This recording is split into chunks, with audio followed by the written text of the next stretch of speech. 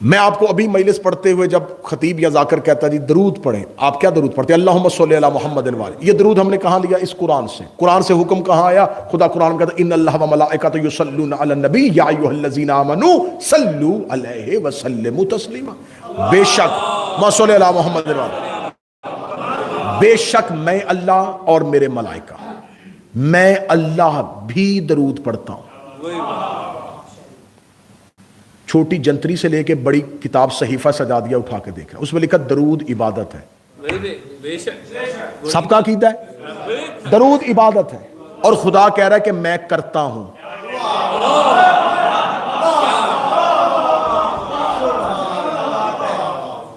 میں تو بالکل سامنے بیٹھا ہوں، ابھی بات کریں، یا تو یہ کہیں درود عبادت نہیں، درود عبادت ہے۔ خدا کہتا میں کرتا ہوں۔ میرے مالک تجھے بھی عبادت کی ضرورت ہے، تو معبود ہے، تیری ہوتی ہے، تیری تو ہوتی ہے۔ اگر ہم یہ عقیدہ رکھیں گے کہ وہ عبادت کرتا ہے تو یہ ماننا پڑے گا وہ کسی کی کرتا ہے، جس کی کرتا ہے وہ کوئی اللہ ہے، پھر اللہ دو ہو جائیں گے۔ اللہ بھی ایک رکھنا ہے، آیت بھی ماننی ہے، درود بھی پڑھنا ہے، تینوں چیزوں میں سے چھٹی کسی چیز میں نہیں ہونی۔ اللہ بھی ایک ماننا ہے، آیت بھی قرآن کی ہے، درود بھی ہم نے پڑھنا ہے۔ بچنے کا رستہ کہاں ہے؟ دلیل کہاں ہے؟ خدا کہتا ہے ان اللہ و ملائکۃ، میں اور میرے فرشتے پڑھتے ہیں، تم بھی پڑھو۔ ایسا ہی نہیں یہ آیت، ہم نے اس آیت کے تناظر میں خدا نے کہا تم پڑھو، ہم نے آگے سے کیا پڑھا؟ اللہم صلی علی محمد وعلی، ترجمہ کرواؤ تو رابی صاحب سے کرواؤ، کسی عالم دین سے کراؤ۔ خدا نے کہا درود پڑھو، ہم نے کہا اللہم صلی علی، اے میرے اللہ تو پڑھ۔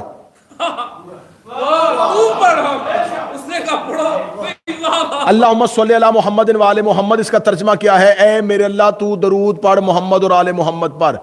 اس نے کہا صلو علیہ، تم پڑھو، ہم نے کہا تو پڑھ۔ وہ کہہ رہا تم پڑھو، ہم کہہ رہے تو پڑھ، تو درود کدھر ہے؟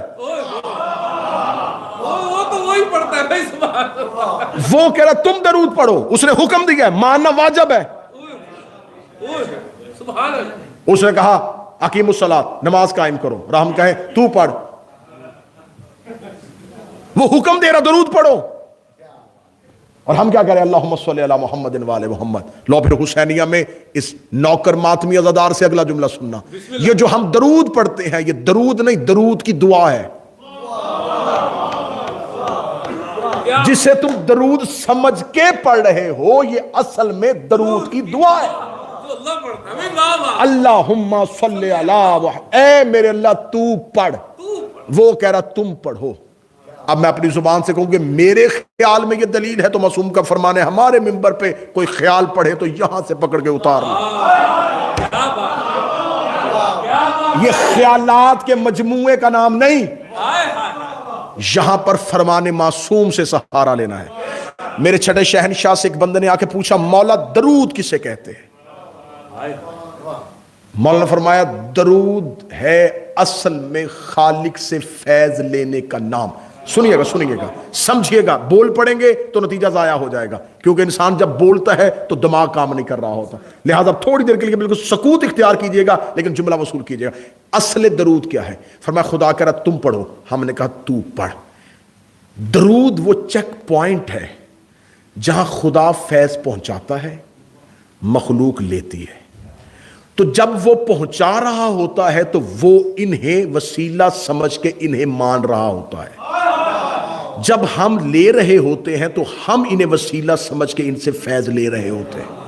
اصل میں اس کا یہاں آنا اور ہمارا یہاں تک جانا، اسے درود کہتے ہیں۔ پوری دنیا ڈیمانڈ اینڈ سپلائی پہ ہے، لینا اور دینا، اس سے کہ باہر کچھ ہے ہی نہیں۔ خدا نے دینا ہے، ہم نے لینا ہے۔ جہاں جا کے یہ کاروبار ہوتا ہے اس جگہ کو درود کہتے ہیں۔ اب اس جگہ کو اس نے کھول دیا، اس نے کہا میں بھی محمد و آل محمد کو دیتا ہوں، ہم نے کہا ہم بھی انہی سے لیتے ہیں، لہٰذا ہم نے بھی اسے مان لیا، اس نے بھی انہیں مان لیا۔ اس ماننے کو درود کہتے ہیں۔ ہم نے بھی مانا کہ تو انہیں دے گا اور ہم یہاں سے لیں گے۔ اللہم صلی علی، یہ ہے درود کا پہلا حصہ۔ ہم نے کہا اللہم صلی علی تو ہم یہاں سے ادھر پہنچے۔ اسے کہا صلو علیہ، تو وہ وہاں سے ادھر آیا۔ اب یہاں پر کسی امام کا وجود ضروری ہے، جب تک وہ امام نہیں ہوگا تو فیض نہیں پہنچ سکتا۔ فیض کیسے پہنچے گا؟ لہٰذا ضرورت ہے خدا کی اور مخلوق دونوں کی مشترکہ کہ زمین پر ایک الہی نمائندہ موجود۔